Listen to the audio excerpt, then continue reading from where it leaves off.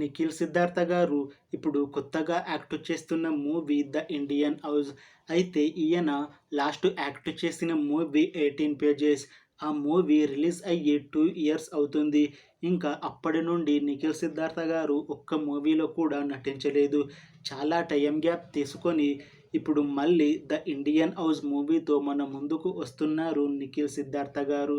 చూడాలి ఈ మూవీతో నిఖిల్ సిద్ధార్థ గారికి ఇంకొక మంచి హిట్ మూవీ వస్తుందా లేదా అనేది మనం ఈ మూవీ రిలీజ్ అయ్యాక చూడాలి. ఈ మూవీని డైరెక్ట్ చేస్తుంది రామ్ వంశీకృష్ణ.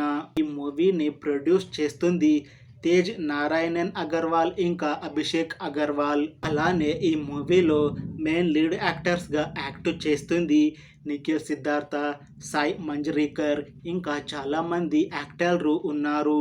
అయితే ఈ మూవీలో హీరోయిన్గా యాక్ట్ చేస్తున్నారు సాయి మంజ్రేకర్ గారు. అయితే ఈమె ఇంతకు ముందు తెలుగులో ఒక్క మూవీలో కూడా నటించలేదు. ఈమె అన్ని హిందీ మూవీస్లోనే నటించారు. ఇప్పుడు ఫస్ట్ టైం ఒక తెలుగు మూవీలో నటిస్తున్నారు.